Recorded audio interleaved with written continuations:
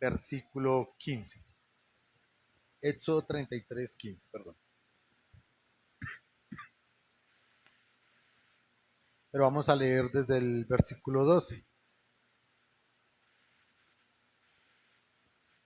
¿Ven? Dice la palabra del Señor, y dijo Moisés a Jehová, mira, tú me dices a mí, saca este pueblo, y tú me has declarado a quién enviarás conmigo. Sin embargo, tú dices, yo te he conocido por tu nombre, y has hallado también gracia en mis ojos. Ahora pues, si he hallado gracia en tus ojos, te ruego que me muestres ahora tu camino, para que te conozca y haya gracia en tus ojos, y mira que esta gente es pueblo tuyo. Y él dijo, mi presencia irá contigo y te daré descanso. Moisés respondió, si tu presencia no ha de ir conmigo, no nos saques de aquí. Este Moisés que narra la escritura fue un hombre al que Dios guardó aún siendo un infante. Faraón, celoso del pueblo de Dios que se multiplicaban y crecían, tuvo temor que algún día este pueblo, que no era nada más ni nada menos que entre 1 millón de personas, más de lo que hay en, más parecido a lo que hay en Medellín, parecido a lo que hay en Cali, parecido a lo que hay en Barranquilla, en sus habitantes, y tuvo un gran celo porque decía, este pueblo un día se va a poner contra nosotros por la cantidad que había. Entonces mandó matar a los niños y los niños eran, recuerdo, si mal no estoy, me corrigen, de 3 años para abajo. Y en la providencia de Dios, una de esas mamitas que había dado a luz guardó su hijo y le hizo una canastica como con brea o algo alrededor y metió el niño ahí y lo siguió en el río y trató de que ese pequeño canastico llegara donde justamente la hija de Faraón se estaba bañando con sus sirvientes. Y estando allí, tomó al niño y lo adoptó para sí mismo y trató de formarlo, prepararlo, entrenarlo, adoctrinarlo en todo lo que tenga que ver con egiptología, lo que usted lee, lo que ellos profesan, la filosofía que ellos practican, y fue un muchacho instruido, no se le olvide, bajo condiciones egipcias, fue educado completamente como un egipcio, y al ser un niño, su mamá, creo que era su mamá o su hermana, tuvo parte en la crianza, pero ella, a pesar de que le enseñaba parte del temor de Dios, él tenía que aprender todo lo de Egipto, así que su corazón fue completamente contaminado y lleno de todo lo que tenía que ver del lugar donde él estaba habitando. Tres personajes de la escritura, Dios los llamó por el conocimiento que tenían previo a su llamamiento. Moisés fue formado y preparado bajo todas las leyes egipcias y después de haber tenido un fundamento académico importante, Dios lo llamó al ministerio. Asimismo le pasó a Daniel. Daniel fue llevado a Babilonia por el rey Nabucodonosor y él tuvo que aprender toda la ley caldea, tuvo que aprender toda lo que ellos sabían, los rituales, la filosofía, la política, las costumbres, todas caldeas. Entonces, él aprendió eso y después de que hubo sido formado y preparado, primero en la ley de Dios, pero luego en la ley de Babilonia, Dios lo llamó a un ministerio grande como profeta. Y lo mismo pasó con el apóstol Pablo. El apóstol Pablo fue educado, formado y entrenado en la mejor escuela académica que tenía Israel, que era la escuela de Gamaliel. Y después de haber sido formado en el judaísmo más radical, Dios lo llamó para que luego predicase la palabra.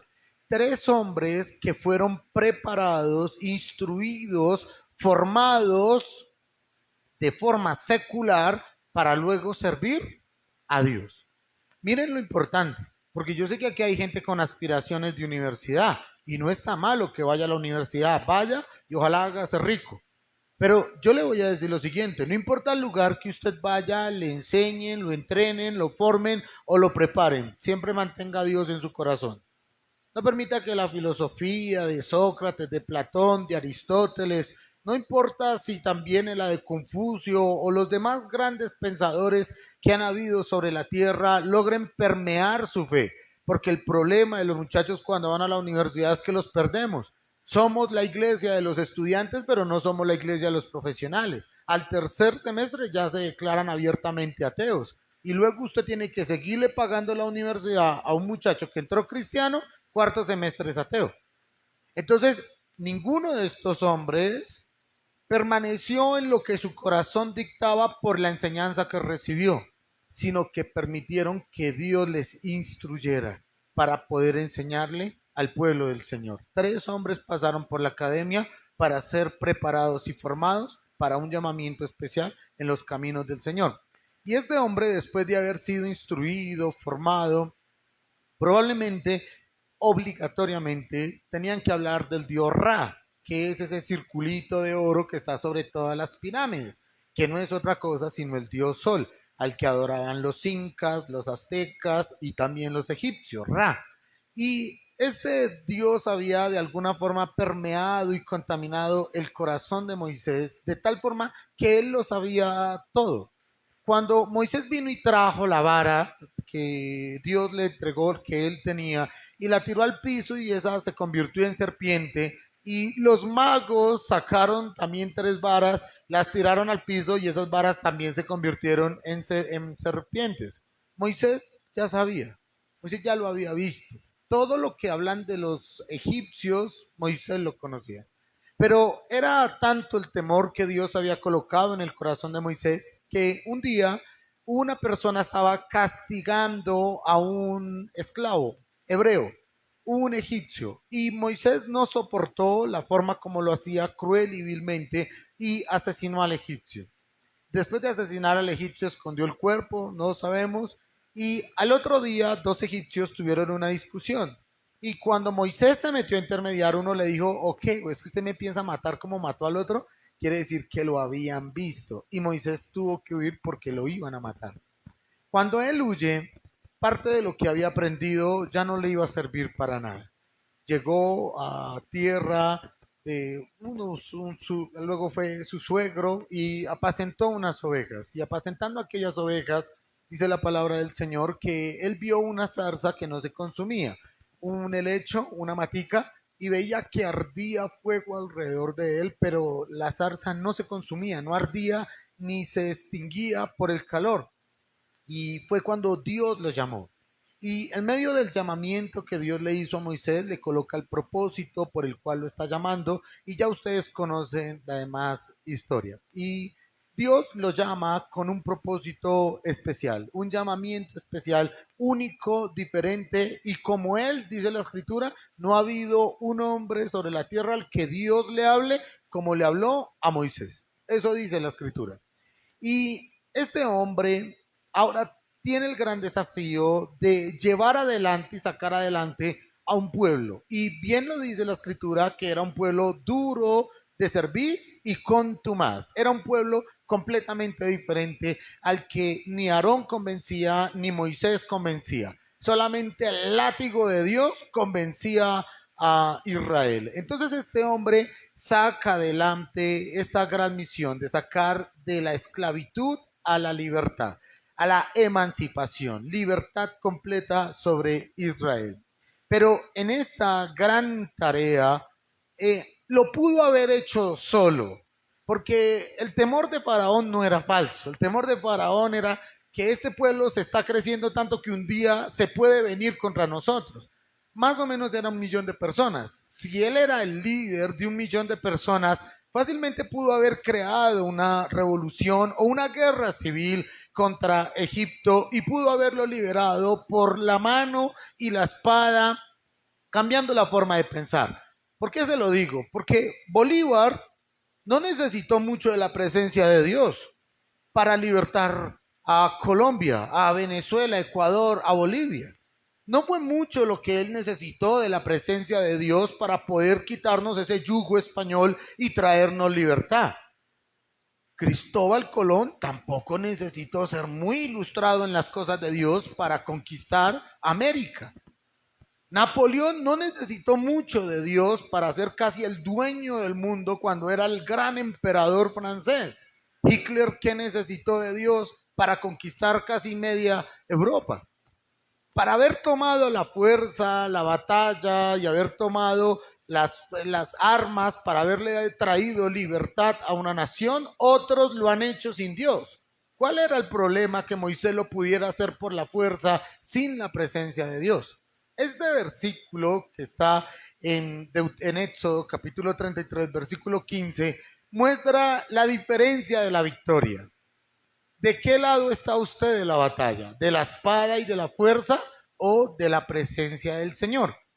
¿De conquistar el mundo a través de sus fuerzas o permitir que sea Dios el que le abra las puertas? Porque usted puede llegar muy lejos. Sus títulos universitarios lo pueden llegar a ser uno de los hombres más ricos de Colombia. La academia lo puede hacer usted una persona supremamente intelectual y ser alabado y reconocido por el intelecto que usted tenga. Pero ¿qué sirve todo lo que usted hace si Dios no está caminando a su lado? Jesús dijo, sin mí nada podéis hacer. Eso lo dijo Jesús, pero es lo mismo que está comprendiendo Moisés. Sin la presencia de Dios, no vamos. Sin la presencia de Dios, no caminamos. Si Dios no está en el asunto, yo no me muevo. Si Jehová no edificare la casa, en vano trabajan los que la edifican. Usted puede pedirle a Dios un título universitario, pero tome la mano de Dios para ir a la academia, para ir a la universidad. Usted puede pedirle a Dios un instituto técnico o tecnólogo en este país, pero no se le ocurra presentarse a nada de eso si usted no está acogido de la mano de Dios, porque a muchos el estudio los aparta, porque a muchos el trabajo los aparta. No se le ocurra ir a su trabajo, una entrevista de trabajo, si usted no va acogido de la mano de Dios. Muchas personas le dicen, Señor, dame un trabajo, dame un trabajo. Bueno, tome su trabajo. Por acá nunca vuelven. Nunca vuelven. ¿Y por qué nunca vuelven? Porque se fueron sin el Señor. Y allá están solos, llorando desde la peña los recuerdos que tenían en su mente de cuando eran fieles y se congregaban. Si usted no toma la mano de Dios para hacer sus negocios, para andar en la vida, para casarse, si usted no toma de la mano de Dios, usted va a fracasar, porque lo único que nosotros tenemos como pueblo de Dios es la mano de Dios. Usted no tiene más nada.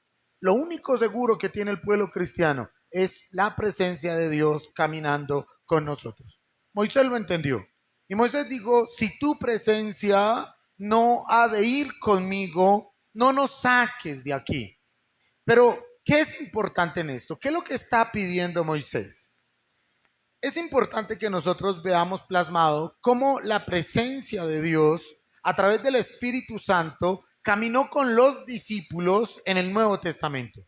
Porque Jesús dijo, ha de venir uno que va a caminar con ustedes, el Paracleto, el Espíritu Santo. Y Jesucristo dijo, yo estoy con vosotros todos los días hasta el fin del mundo. ¿A través de quién? Del Espíritu Santo. La presencia de Jesús con el Espíritu Santo en la vida del creyente. Lo que está diciendo Jesús es, yo voy a caminar con ustedes a través del Espíritu Santo. Pero, ¿qué fue necesario que nosotros entendiéramos como la presencia del Espíritu Santo? ¿Por qué? Porque muchas personas dicen, yo tengo el Espíritu Santo y yo soy lleno del Espíritu Santo, tengo manifestaciones del Espíritu Santo, fui bautizado del Espíritu Santo, pero no conocen nada de la palabra, no conocen nada de la escritura. Si Jesús dijo, yo voy a caminar con ustedes todos los días hasta el fin del mundo, solo había una forma de caminar todos los días hasta el fin del mundo con nosotros, y fue a través de su palabra. Porque mientras muchos estaban compartiendo la palabra, iban haciendo cartas. Esto es lo que hace que la presencia del Espíritu Santo sea real, lo que usted crea en esto. Ustedes me dicen a mí, la presencia del Espíritu Santo es caer al piso, gritar, echar babas, caer como trastornado, dar vueltas, hacer el espectáculo, el show, sudar hasta la muerte y quedarse en el piso. Antes no se infartan. Y usted me dice, ¿eso es estar lleno del Espíritu Santo? Esto es estar lleno del Espíritu Santo. Esta es la promesa bienaventurada del Espíritu Santo. Está sentado en nuestro corazón, pero esto es lo que aviva la presencia del Espíritu Santo. ¿Qué tanto sabe usted del Espíritu Santo? ¿Qué tanto sabe usted de la palabra? Un año completo. Duramos hablando en esta iglesia hace 2 años de neumatología, la doctrina del Espíritu Santo. ¿Qué es creer en el Espíritu Santo? Porque muchas personas tienen en su boca frases del Espíritu Santo y creen que eso es estar llenos del Espíritu Santo. Les pongo un ejemplo. Hace 8 días, creo, practicaron una eutanasia en este país. Y las últimas frases que yo logré leer de la persona que le practicaron la eutanasia era, bueno, yo parto con Dios. ¿Cuál Dios? ¿El Dios del suicidio o el Dios del homicidio? ¿Cuál Dios? ¿El Dios que este mundo desconoce? Y yo escuché la frase de la niña, yo prefiero que mi papá se vaya con Dios y no que se quede sufriendo en este mundo. ¿Cuál Dios? ¿El Dios que sus mentes imaginaron? ¿O el Dios de la escritura? ¿O el Dios de la eutanasia? ¿O el Dios del suicidio? ¿O el Dios del homicidio? ¿Cuál Dios? Porque este mundo ha diseñado un Dios. El Dios que place su corazón y gusta su corazón, pero dicta y está muy lejos de la escritura. ¿Cuál es la presencia del Espíritu Santo? La presencia del Espíritu Santo. Iban caminando los discípulos, se iba plasmando la escritura. Cuando usted lee estos versículos, el Espíritu Santo hace que esto sea verdadero, que esto sea real y que esta sea la gasolina que inunda su corazón. Cuando Moisés dijo, si tu presencia no ha de ir conmigo, no nos saques de aquí. ¿Qué es lo que quiere decir este versículo? Dios le mostró a Moisés todo el Pentateuco, todo. Génesis, Éxodo, Levítico, Número y Deuteronomio. ¿Qué es lo que más conocemos de Moisés? El Pentateuco y la ley mosaica. ¿Qué es si tu presencia no va conmigo, si no es su misma palabra? Porque muchas personas dicen, sí, yo camino con Jesús, demuéstrelo. No, yo creo en Dios, demuéstrelo. ¿Qué tanto cree usted en Dios? Demuéstremelo acá, no acá. Porque su mente dice, se imagina y se inventa cosas muy bonitas sobre Dios, pero están lejos de la palabra. ¿Qué tanto tiene llenura usted del Espíritu Santo? Muéstremelo.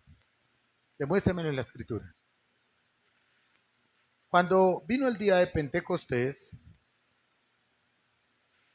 el Espíritu Santo descendió y de repente el techo y de repente lenguas angelicales son literales lenguas en fuego, en forma de fuego, una lengua como en fuego, no como la de su suegra, sino una lengua así en forma de fuego sobre sus cabezas. Y todos miraban la lengua de fuego, porque es que la gente cree que lengua de fuego, raca, raca, azúcar, ruca, raca, raca, raca, uca, raca, rica, raca, lengua de fuego. Descendieron como lenguas repartidas de fuego, unas llamitas sobre su cabeza y todo el mundo mirando. Y entonces todo el mundo podría decir, wow, fuimos llenos del Espíritu Santo. No, Pedro se levantó y dio una clase del Antiguo Testamento. Lo que usted sepa del Espíritu Santo tiene que demostrar. ¿Qué sabe usted del Espíritu Santo? Demuéstremelo. ¿Qué tanto sabe usted de su Dios? Demuéstremelo. No se invente nada de Dios que no esté aquí metido, porque maldito el hombre que le quite, le añada, le ponga o le quite a la palabra. No se invente nada de Dios. Eso no es necesario hacerlo. Ya Dios está plasmado acá. ¿Qué tanta es su creencia en Dios? Plásmemela, muéstremela. Porque no es lo que digan los no es lo que digan los discípulos, es lo que digan los versículos. Cuando Dios prometió caminar con Moisés, caminó con él a través de su palabra. Porque Moisés, después de sacar la ley mosaica, no podía dar un paso sin obedecer a la ley. Ni siquiera podían comer de la forma como ellos querían, sino era a través de la ley. Y sus negocios no los podían hacer como ellos querían, sino que lo hacían a través de la ley. Y después de que se establecieron los 10 mandamientos sobre Israel, la ley que regía a ellos con respecto al amor y el tratamiento con sus hermanos era la ley. Y la ley se constituyó en la presencia de Dios. Si tu presencia no va conmigo, no nos saques de aquí. Porque la presencia de Dios en muchas cabezas, en muchos corazones, se limita a decir, yo voy a alcanzar, yo soy un campeón, yo puedo lograrlo, yo no me voy a dejar socavar, yo nací para triunfar. Muy bonitas sus frasecitas positivistas. Ahora muéstremelas en la escritura. Muy bonitas sus frasecitas de salir adelante cuando está embarazada y es emprendedora. Felicitaciones. Pero muéstreme un versículo. Eso es lo que lo hace a usted que pueda entender que su presencia está con usted. Su presencia grabada en su corazón. La escritura. ¿Cuánto grita usted? ¿Hace cuánto no se desmaya? ¿Hace cuánto no habla en lenguas? Pero ¿qué sabe usted de la escritura? Porque usted puede ser desarrollado en todo lo exterior. ¿Y dónde queda lo interior? Cuando Moisés le dijo al Señor que tu presencia vaya conmigo, al igual que los discípulos, me preguntaban ayer en un taxi sobre la presencia de Dios. Y yo les decía, como dice Hebreos capítulo 1, en otro tiempo a los padres les hablaban por los profetas, pero en este tiempo Dios nos ha hablado por el Hijo. ¿Y cómo nos habla por el Hijo? O sea, usted un día se levanta y el hijo le está diciendo, vamos, se le va a hacer tarde, ¿qué hubo? No se le olvide desayunar, eche las 11. En el bus hablamos y nos vamos orando. ¿Cómo le habla si hoy en día nos hablan por medio de Jesucristo? ¿Cómo nos habla Dios por medio de Jesucristo? A través de Mateo, de Marcos, de Lucas y de Juan.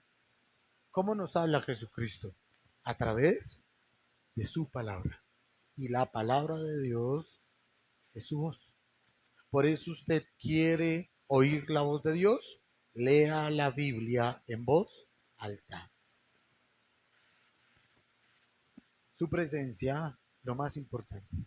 Y su presencia, lo más valioso. Deuteronomio capítulo 3, versículo 25. Deuteronomio capítulo 3, versículo 25.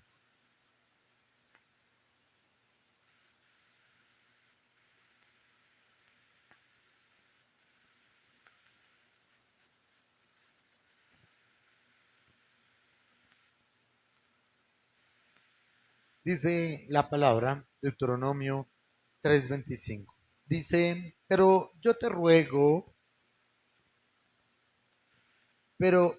pase yo, te ruego, y ve aquella tierra buena que está más allá del Jordán, aquel buen monte y el Líbano.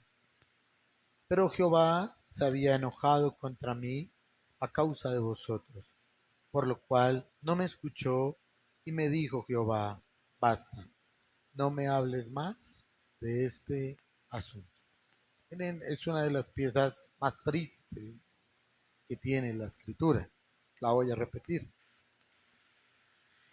Pase yo, te ruego, y vea aquella tierra buena que está más allá del Jordán, aquel buen monte y el Líbano. Pero Jehová se había enojado contra mí a causa de vosotros, por lo cual no me escuchó. Y me dijo Jehová, basta, no me hables más de este asunto. Moisés está mendigando una vez más entrar a la tierra prometida. La promesa era que Moisés los iba a liberar, que Moisés les iba a dar emancipación, libertad, y que los iba a llevar a la tierra prometida.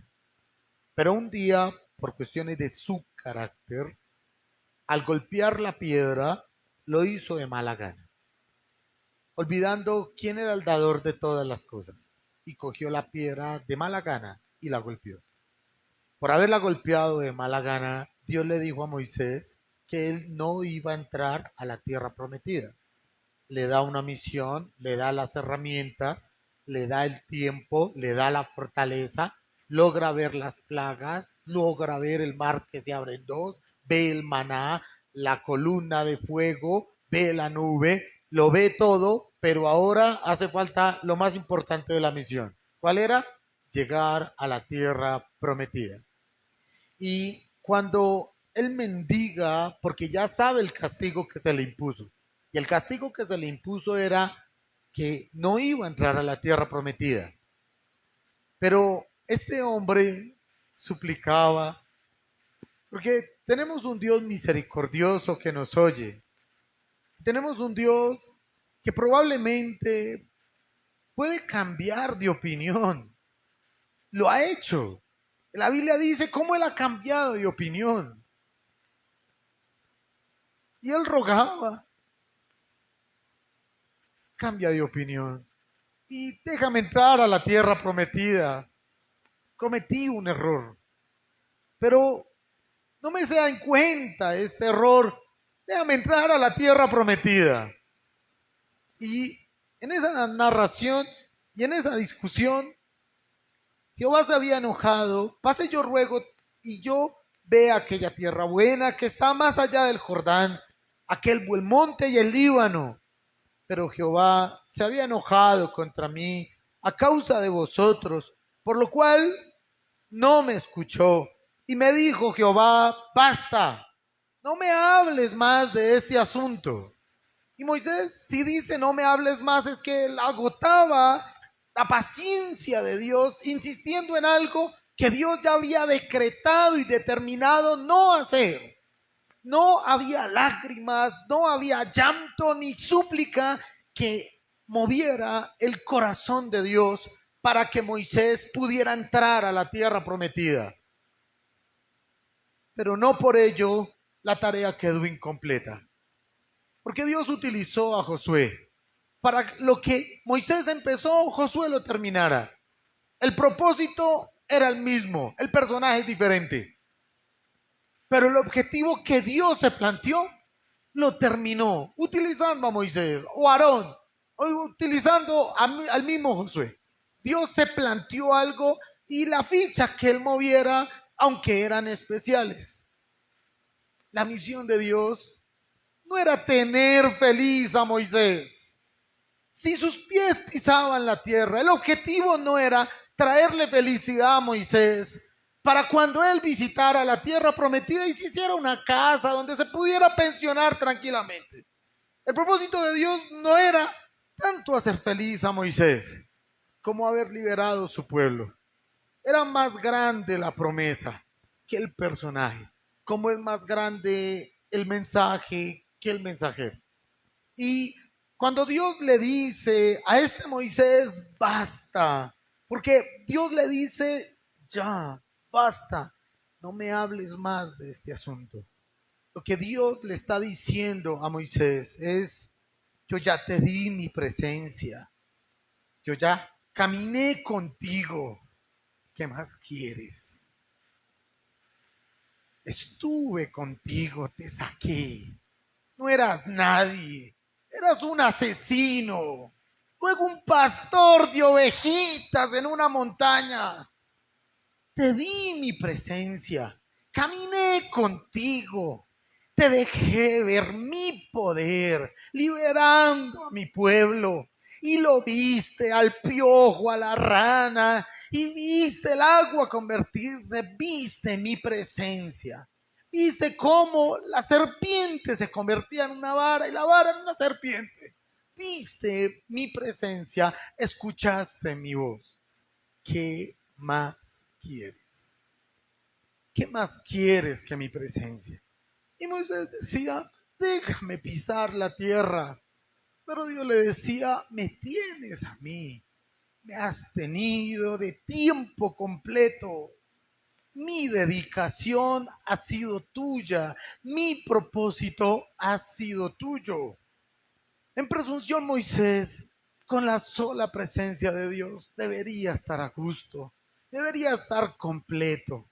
Y no era la tierra la bendición era su presencia.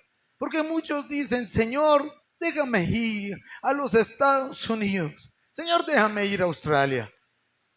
Y el Señor les abre, pero van solos. Lo más importante no es el viaje, es la compañía. Lo más importante no es el destino, es quién nos acompaña en el destino. No es el lugar, no es el trabajo, no es la carrera, no es el matrimonio. Lo importante es su presencia. ¿Qué puertas nos abre Él? Él verá cuál nos abre. ¿Qué puertas nos cierra Él? Él verá cuál nos cierra. ¿Qué tanto dinero tenemos en el bolsillo? El que Él nos permita tener. ¿Qué tanta salud podemos tener en la vida?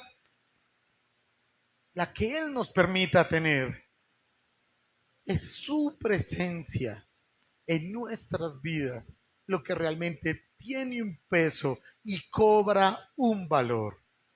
No es la finalidad, es el caminar, es el día a día con el Señor, es permanecer en su presencia, es vivir junto a Él, es tener una razón por la cual levantarse, es darle gracias a Dios por lo que nos estamos comiendo.